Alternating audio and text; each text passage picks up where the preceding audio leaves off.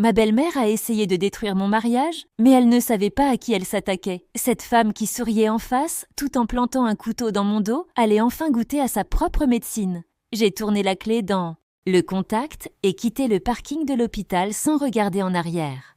Le visage d'Elisabeth sur cette photo était une performance parfaite, trop parfaite. Pendant 20 minutes, j'ai conduit sans destination précise, mon téléphone vibrant sans cesse. Philippe, paniqué que je n'arrive pas à l'hôpital. Mon avocat confirmant que tout était prêt. Cette nuit-là, j'ai dormi dans un petit hôtel, en périphérie de Lyon. Au matin, quand j'ai allumé mon téléphone, j'ai découvert que l'enfer s'était déchaîné. Elisabeth avait miraculeusement récupéré de sa maladie grave et racontait à qui voulait l'entendre que j'avais abandonné la famille dans un moment critique. J'ai souri. C'était exactement ce que j'attendais. 3 jours plus tard, lors du dîner mensuel des Lefebvre, je suis apparue à la surprise générale. Philippe a pâli en me voyant. Elisabeth a failli lâcher son verre de champagne. « Bonsoir à tous », ai-je dit calmement. « Je suis navrée pour mon absence à l'hôpital.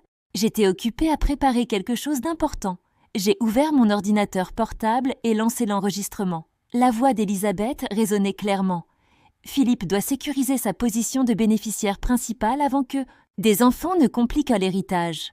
Le silence est tombé comme une pierre. J'ai continué avec les extraits des messages entre elle et Philippe, leur stratégie pour me gérer et me faire douter de ma santé mentale.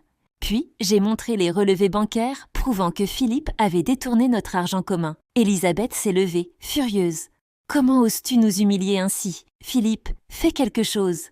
Mais Philippe restait figé, incapable de nier l'évidence.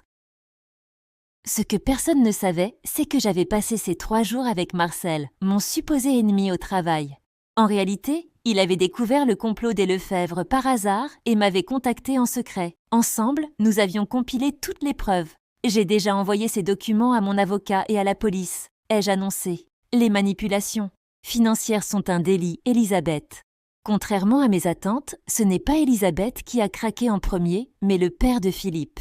Cet homme, toujours si digne, s'est effondré en larmes. « Je suis désolé », a-t-il murmuré. « Je savais qu'elle te manipulait, Philippe, mais je n'ai jamais eu le courage de l'arrêter.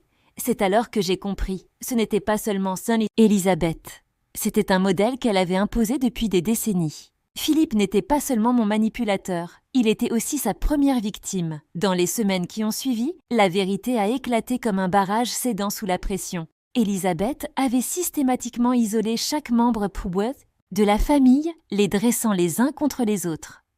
Elle avait même convaincu le père de Philippe de modifier son testament en sa faveur, au détriment de ses propres enfants. Le divorce a été finalisé rapidement. J'ai récupéré non seulement ma part légitime, mais aussi des dommages et intérêts considérables. Philippe a tenté de me contacter plusieurs fois, oscillant entre excuses et accusations. 6 mois plus tard, je dirigeais ma propre équipe d'analystes financiers. Mon expérience personnelle avec la manipulation financière m'avait donné une perspective unique que mes clients appréciaient. Un soir, alors que je rentrais chez moi, j'ai trouvé une enveloppe sous ma porte. À l'intérieur, une lettre du père de Philippe.